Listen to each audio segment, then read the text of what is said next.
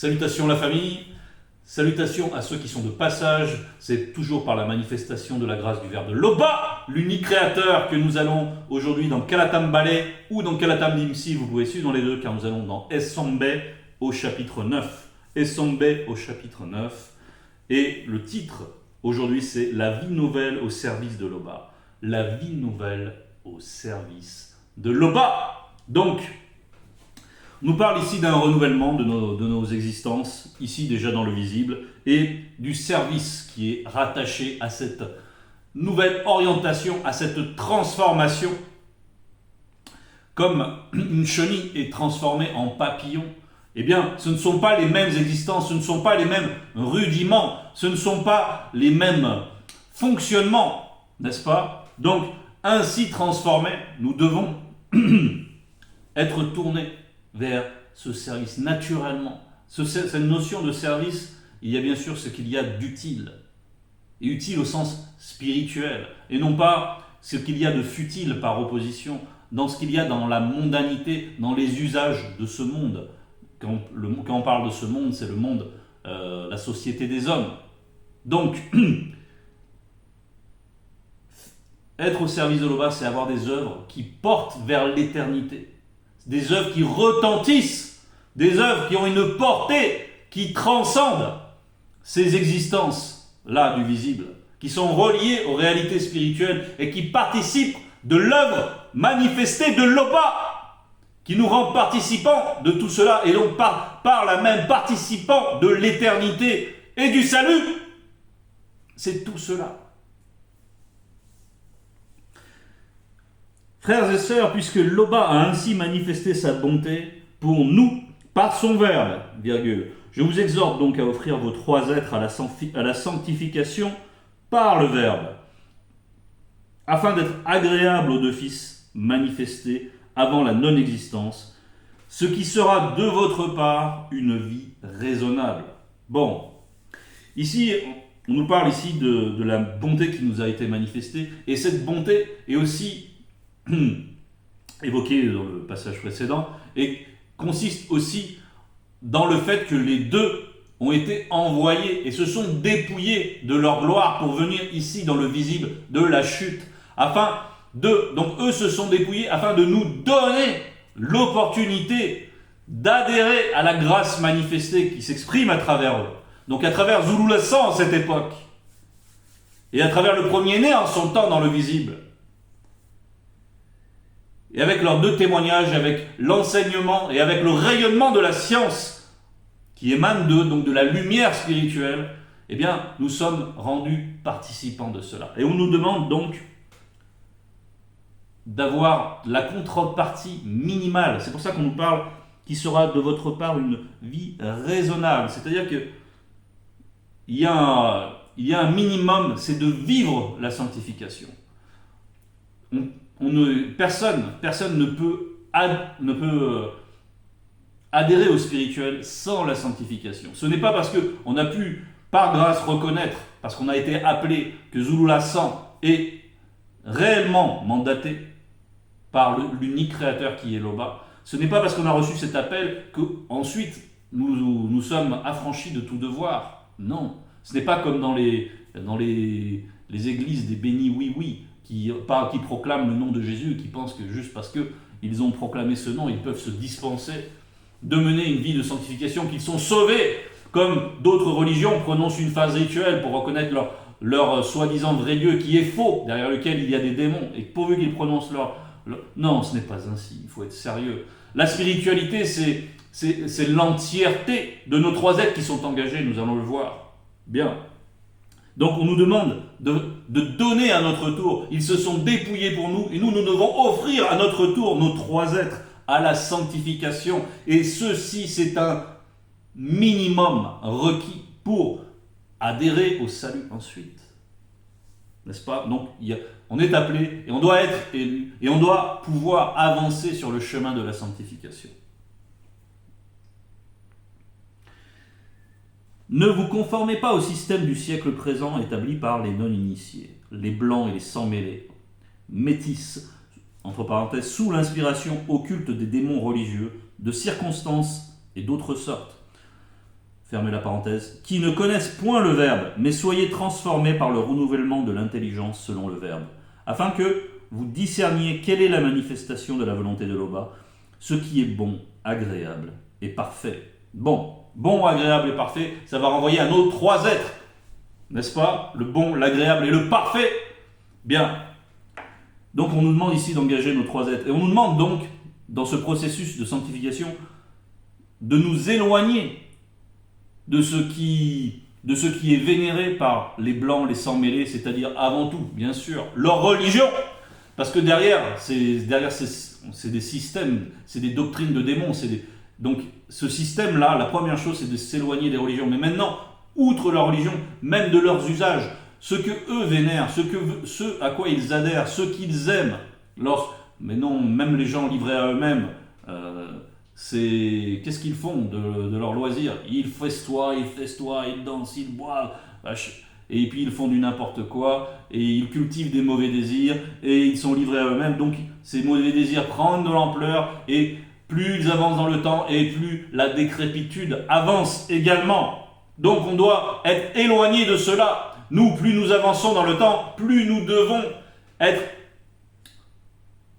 aguerris, plus nous devons être capables d'agir dans le service. Parce que la sanctification nous amène cela. Pour être utile, il faut être sanctifié. Il faut être un vase d'or, sans scorie, sans ses impuretés. Donc il faut apprendre à se défaire de ses usages. Maintenant, je veux ici insister, c'est que nous vivons avec les blancs, les sans-mêlés, les non-initiés. Et nous vivons dans ce système, néanmoins. Et le fait de se préserver ne veut pas dire qu'il faille se couper des autres.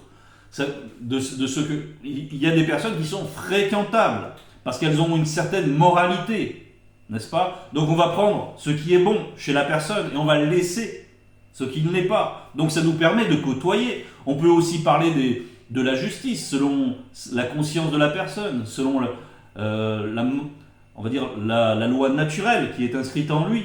Voilà. Et on peut échanger avec ces personnes, et on peut les amener à réfléchir. On peut éventuellement, si le Verbe le permet, les amener aussi à reconnaître qui est Zululassan. Mais tout se fait par étapes et selon la sagesse et selon le bon ordre. De manière graduelle, de manière mesurée par rapport à la conscience de l'autre.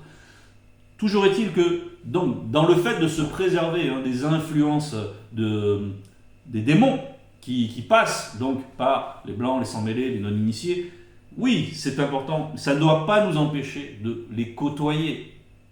Il ne faut pas vivre comme des autistes. Ça ne sert à rien. Le Verbe de l'Oba ne prend pas plaisir au fait que nous puissions même pas rire quand c'est bon de rire, ou avoir une vie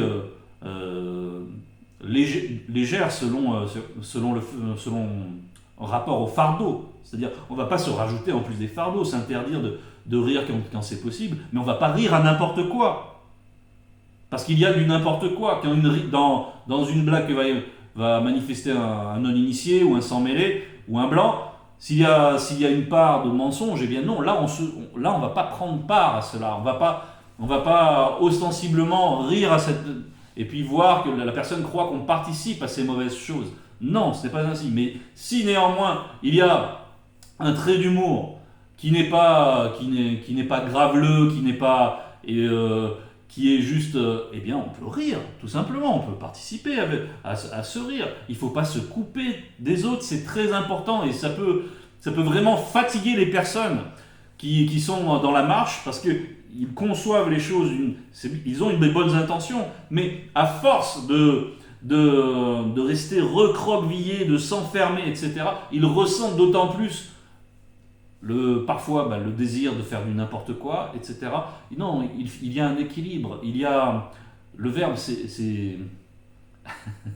c'est la bonté manifestée. On doit ressentir l'amour à travers nous. Donc cet amour, il doit être reconnaissable. On doit ressentir la lumière du Verbe de l'Oba. Donc il faut se rappeler.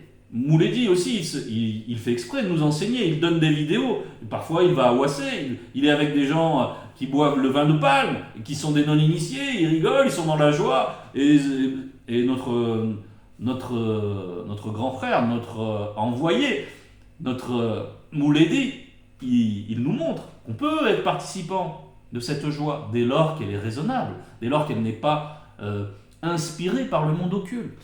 Donc c'est à nous d'avoir ce discernement. C'est pour ça qu'on nous parle d'être renouvelé dans notre intelligence pour discerner ce à quoi on peut prendre part et ce à quoi on doit faire obstacle. Et c'est important de trouver cet équilibre, parce que sinon notre marche peut devenir pénible.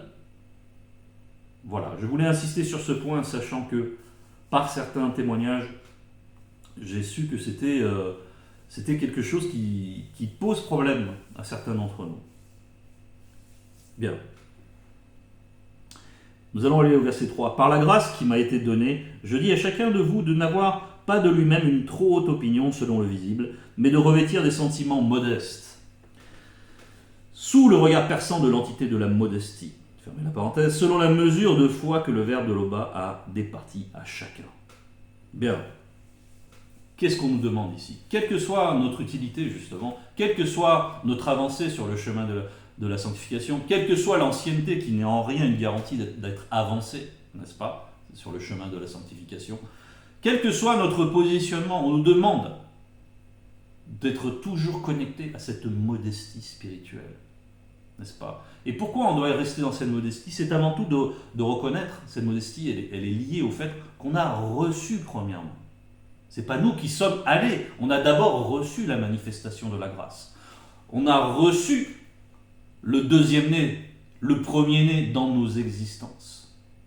Et c'est parce que nous avons reçu qu'aujourd'hui nous sommes capables de manifester des choses bonnes, utiles spirituellement. Et ça, il ne faut jamais le perdre de vue. Parce que si on s'écarte de cette modestie, c'est-à-dire qu'on s'écarte en même temps de l'humilité, eh bien, on va pouvoir, à un certain degré, nourrir une part d'orgueil, et par là même, notre marche va être altérée, le verbe va moins s'exprimer par nous, et on va retourner en arrière, et des fois, on retourne même sévèrement en arrière dans la marche. Donc, il ne faut pas faire cette erreur. Cette modestie, c'est aussi ce qui permet au verbe d'agir à travers nous. C'est dire, voilà, je vais faire mon exhortation présentement, ou peu importe où on m'a posté, eh bien, le verbe va agir à travers moi. Parce que je vais me disposer, je vais faire ce qu'il faut pour me disposer, le verbe va me disposer, et ensuite il va m'ouvrir la bouche afin que je produise quelque chose qui soit utile pour mes frères, mes sœurs, pour qu'ils soient réellement à la gloire de l'Oba, et qui ne soient pas pour se mettre en spectacle ou pour pavaner. Il y a donc cette modestie est très importante pour rester dans la pureté des intentions. Car comme nous avons plusieurs membres dans un seul corps, et que tous les membres n'ont pas la même fonction, ainsi, nous qui sommes plusieurs, nous formons un seul corps dans l'union avec les deux. Et nous sommes tous membres les uns des autres dans l'unité du Verbe. Qu'est-ce qu'on nous fait comprendre par ici? Cette modestie aussi, c'est ce qui permet de rester unis, parce qu'on le voit, on voit ces travers, ceux qui, dans les mouvements religieux, mais beaucoup dans les fausses églises de réveil et de n'importe quoi de toute façon, on voit qu'ils se pavanent, qu'ils aiment qu'ils sont soumis à la gloire des hommes. Et ça, nous, on doit être très très loin de cela. C'est cette modestie qui nous isole de cette gloire des hommes. Et donc, quand on dit gloire des hommes, c'est très vaste, parce que ça comprend également tout ce système du siècle présent établi par les non-initiés, et derrière lesquels il y a toute l'activité du monde occulte, des démons. Donc, quand on est ainsi disposé dans la modestie, on peut vivre l'amour fraternel, tel qu'il doit être vécu, c'est-à-dire d'abord parce qu'on a vécu la sanctification, et c'est cette sanctification qui permet ensuite, donc, de vivre réellement cet amour fraternel. Bien, c'est dans cet ordre-là. Et donc, bien sûr, Ebassi, c'est le corps des deux. Donc, évidemment, si les personnes commencent à se vanter de ci, de ça, chacun veut montrer que... Ça, c'est vraiment les usages du visible de la chute. Ça, on le retrouve dans toutes les structures des hommes, chaque fois qu'ils s'associent. Nous, on ne doit pas leur ressembler. On ne doit en rien leur ressembler. En rien. On doit vraiment vivre pour le bas. Et dans cet amour, on doit rechercher la sanctification de nos frères et sœurs, leur progrès spirituel. On doit avoir la joie de les voir s'épanouir spirituellement, de les voir être utiles, de voir le Verbe les transformer pour qu'ils soient eux aussi sur le devant, au front, pour agir dans l'œuvre manifestée, pour manifester cette utilité de cette nouvelle existence. Donc on doit ressentir cette joie quand nos frères et sœurs sont en mesure d'agir. C'est que le Verbe de Loba agit par eux, et le Verbe de Loba agit tantôt d'une manière, tantôt d'une autre. N'est-ce pas? Et c'est bon qu'il en soit ainsi. Et le témoignage comme ça, et personne ne peut dire qu'il ne pouvait pas comprendre, qu'il n'a pas eu l'opportunité. Parce que le Verbe de Loba témoigne aussi dans la nature. Bref, soyons des instruments. Ce qu'on nous demande, c'est d'être des instruments pour le Verbe. Mais des instruments vivants. C'est ainsi spirituellement. Nous savons que tout est vivant dans le monde spirituel. Bien. Puisque vous aurez des dons différents selon la grâce qui vous aura été accordée, que celui connu qui aura le don de prophétie, entre parenthèses sous le regard perçant de l'entité des prophéties, l'exerce selon l'analogie de la foi. Point. Bien. C'est bien sûr, selon l'analogie de la foi, c'est donc qu'il faut rester déjà aussi en connexion avec le Verbe. C'est sans cette foi, rien n'est possible. C'est parce qu'on a reçu cette foi et qu'on a été éclairé et qu'on a eu connaissance de toutes les réalités spirituelles qui sont ici, donc à la Tambalé, qui nous ont été données par Zulou Lassan à cette époque. C'est parce que donc on a été disposé de la sorte que donc ensuite nous pouvons être utiles et le Verbe de Loba va nous positionner, nous façonner selon nos aptitudes, selon les mystères cachés qu'il y a dans notre esprit. Et nous allons être surpris même de voir comment le Verbe peut nous utiliser. Et il y a plusieurs manières, il y a plusieurs fonctions, il y a plusieurs utilités. L'utilité est protéiforme, mais il y a un seul corps. Et nous devons être unis, frères et sœurs. C'est très important.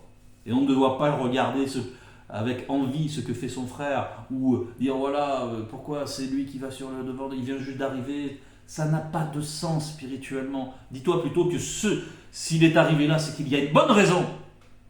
Puisque le Verbe de Loba ne fait rien sans qu'il y ait un objectif déterminé. Donc, toi, pose-toi des questions plutôt, rentre plutôt dans l'introspection. Tiens, pourquoi ça fait longtemps que je suis là, que je ne suis pas encore... Il y a des choses que je n'ai pas encore réglées. Rentre dans l'introspection. Et le Verbe de Loba, et demande au Verbe de Loba pourquoi ce n'est pas ainsi. Permets-moi de comprendre, de progresser. Montre-moi ce qui ne va pas dans ma marche. Réagis plutôt ainsi que d'aller te tourner contre ton frère. Éventuellement commencer à pratiquer de la médisance par jalousie. Ne cultive rien de ces mauvais sentiments qui sont l'apanage des fausses assemblées. Bien. On continue. Que celui connu qui aura été appelé au ministère s'attache à son mystère. Que celui connu qui enseignera s'attache à son enseignement, entre parenthèses sous le regard perçant de l'entité de l'enseignement. Et celui connu qui exhortera à l'exhortation, sous le regard perçant de l'entité de l'exhortation. Que celui connu qui donne maintenant le fasse avec libéralité.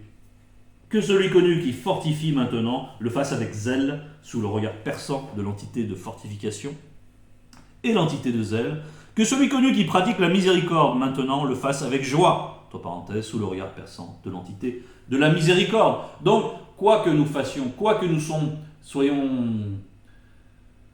faisons-le de manière entière, de manière engagée et de manière désintéressée. C'est ce que nous dit aussi Joki Sabe.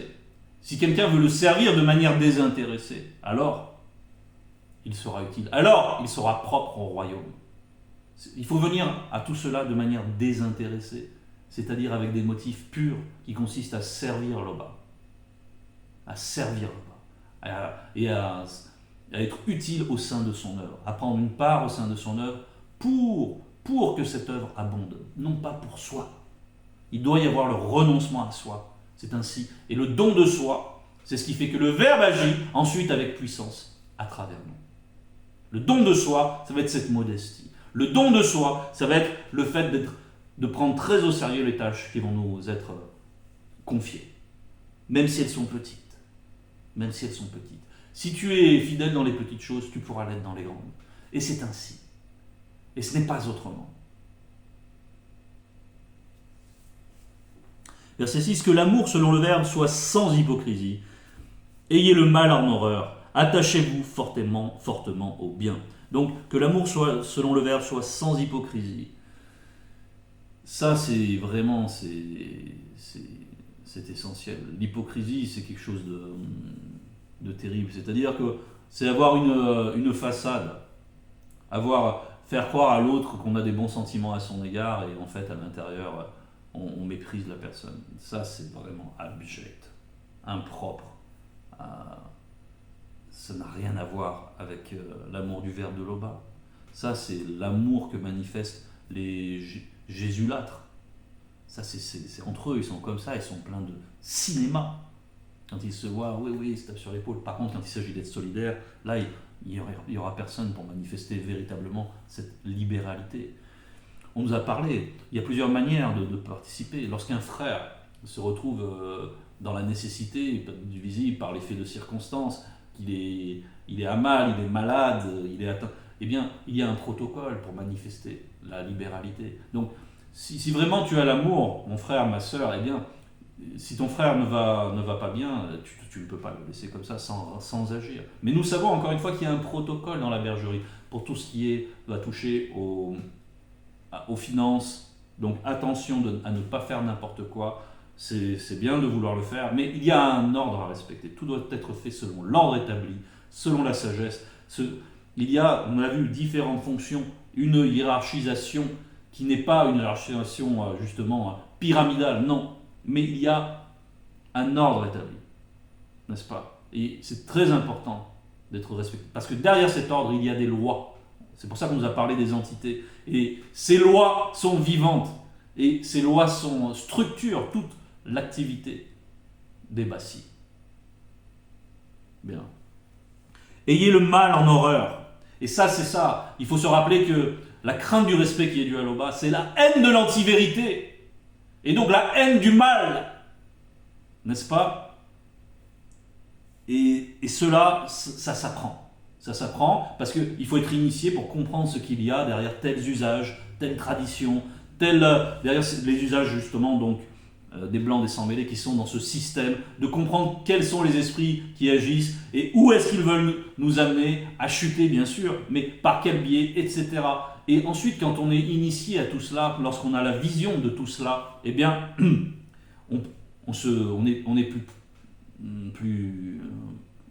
plus habile déjà pour s'en défaire, mais aussi on a plus le désir de se préserver de ce genre de choses, parce qu'on sait ce qu'il y a derrière. Et ça provoque le dégoût, et on apprend ce dégoût. Il faut apprendre justement à vraiment haïr le mal. Haïr le mal et ne pas haïr les autres. Ne pas être dans la haine des autres. Parce que l'autre, il boit du vin de palme, c'est le chien, je ne vais pas vous parler. Ça sert à rien. Ça va nous rendre tristes. Et nous, on doit être dans la joie. D'accord?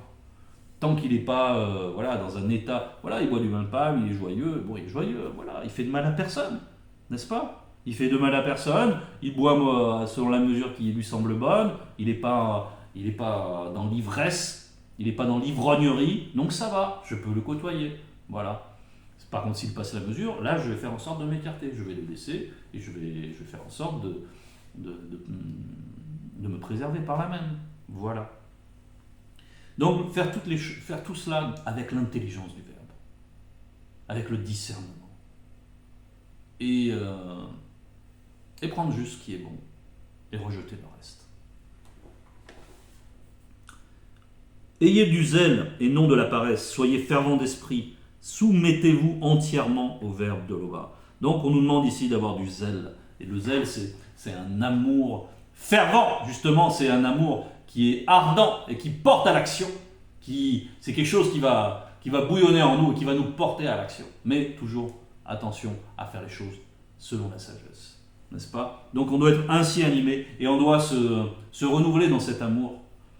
Et on doit bien sûr avoir une vie de prière c'est pour ça qu'on parle d'être fervent d'esprit, avoir une vie spirituelle, vivre la spiritualité, n'est-ce pas? Donc c'est avoir des activités spirituelles, méditer, prier,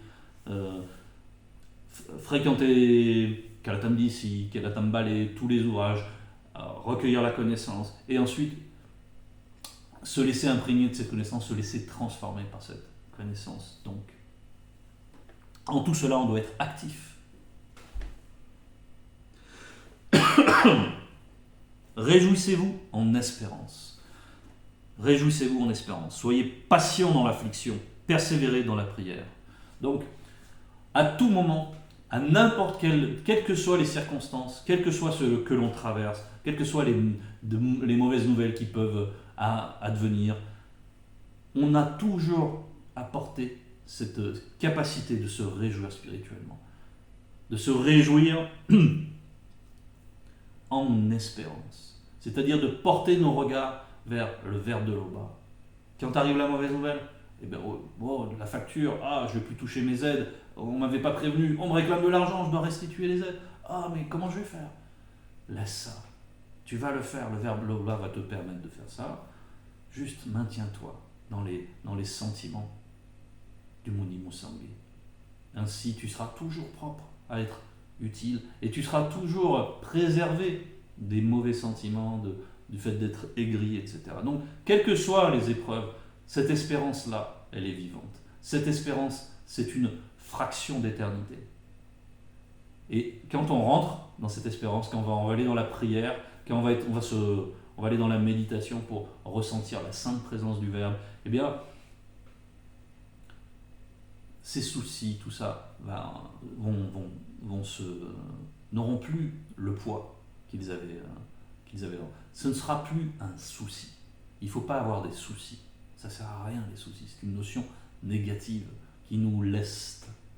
Donc, si quelque chose est propre à générer un souci, se manifeste un événement, quelque chose, eh bien, va te ressourcer dans le Verbe. Va te ressourcer dans le Verbe de l'Oba. C'est toujours disponible, c'est toujours là, frères et sœurs.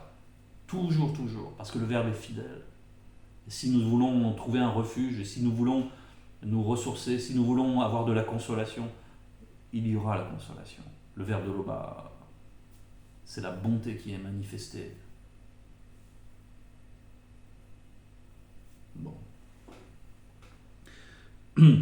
Pourvoyez aux besoins des saints, exercez l'hospitalité selon le Verbe. Et là, on en revient donc à cette libéralité, à cette générosité qui doit nous différencier justement de ceux qui sont partie prenante dans les églises du n'importe quoi, dans tout ce qui est facétie.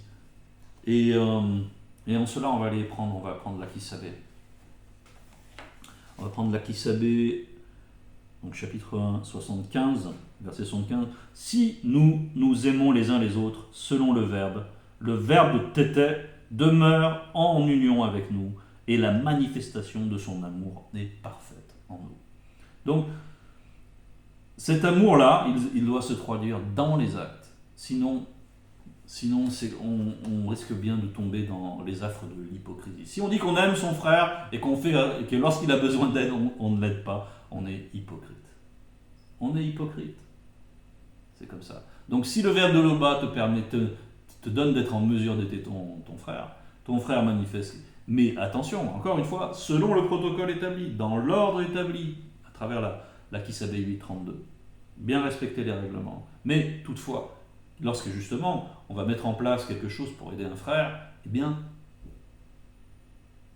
on ne peut pas en faire l'économie. Ce n'est pas possible. Ce n'est pas possible. Il faut même se dire, waouh, super, une opportunité de venir en frère. Et de bien agir, il faut y voir une opportunité de faire le bien. Il ne faut pas se dire, c'est pas bon d'hésiter en cela. Voilà. On ne doit pas être dans l'hésitation quand cela. Ça doit aller de soi. Le Verbe nous dit, il y a un frère qui ne va pas bien, et nous dit, vous pouvez lui venir en aide de manière financière. Eh bien, il faut le faire. Ça doit aller de soi. Parce que si on ne fait pas, si notre amour ne se traduit pas dans les actes, alors nous sommes tels ces hypocrites. des assemblées, n'est-ce pas? Donc il faut apprendre le don de soi, le don de ce qu'on a aussi. Et le Verbe fait tout avec mesure, donc il n'y a pas à se soucier de son propre devenir en cela. Bon.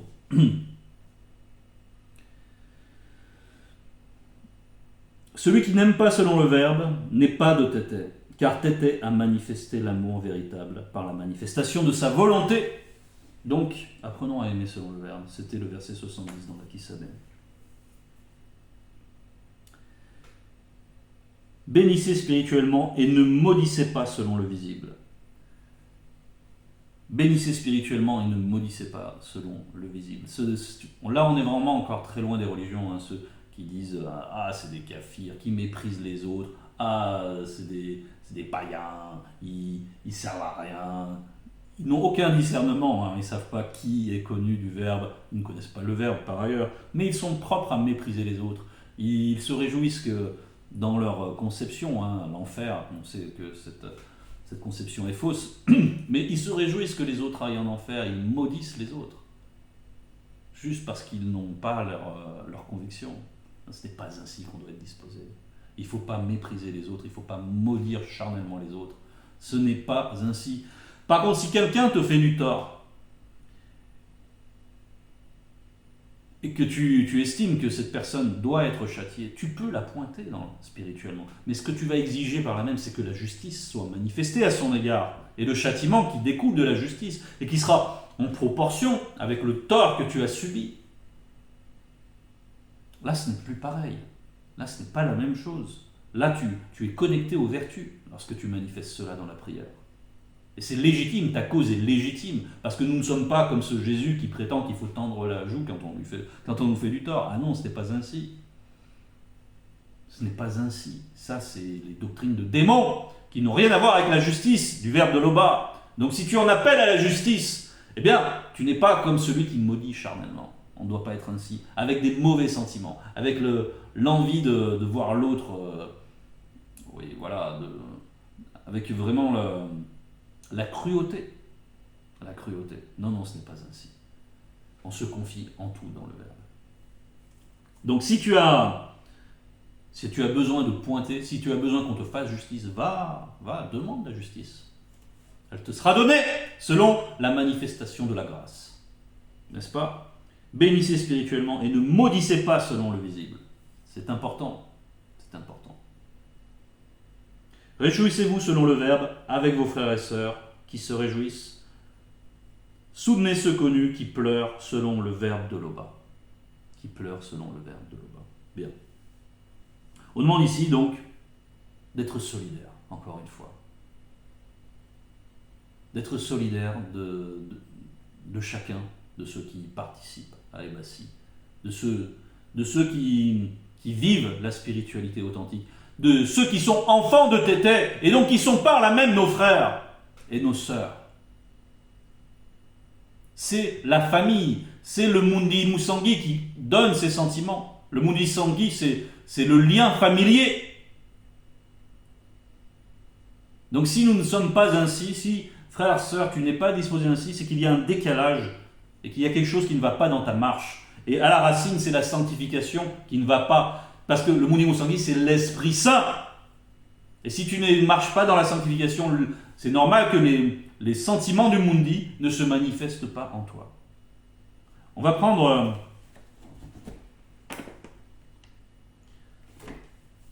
maintenant Moulangoli 7, verset 4.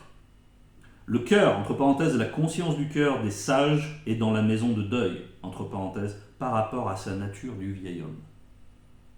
Virgule. Et le cœur, entre parenthèses, la conscience du cœur, des insensés dans la maison de joie.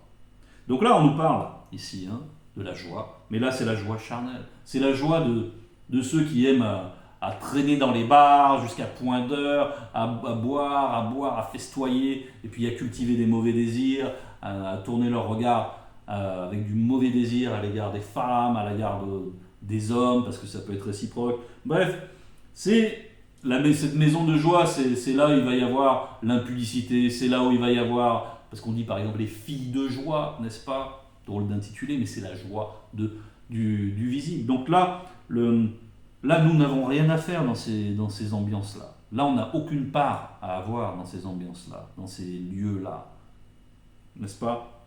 Mais on nous parle ici donc de la maison de deuil par rapport à la nature du vieil homme. C'est donc, on s'est départi de cela. Le vieil homme, ce n'est pas la vie nouvelle au service de Loba. La vie nouvelle, ce n'est pas ce vieil homme qui allait se corrompre dans ce système. Non. Et on nous parle de la maison de deuil, c'est-à-dire que ça va correspondre à cela. Ça va être cette capacité à adorer, à adhérer Loba, c'est sûr, mais à adhérer aussi aux souffrances, à les prendre en charge, aux souffrances de nos frères et sœurs, à venir avec compassion à leur égard, avec une vraie compassion et avec des bonnes œuvres pour assister ce frère ou cette sœur. Voilà ce qui va découler des bons sentiments, ça va être des bonnes œuvres. Dans cette conscience-là, imprégnée de la sagesse manifestée du Verbe de Loba.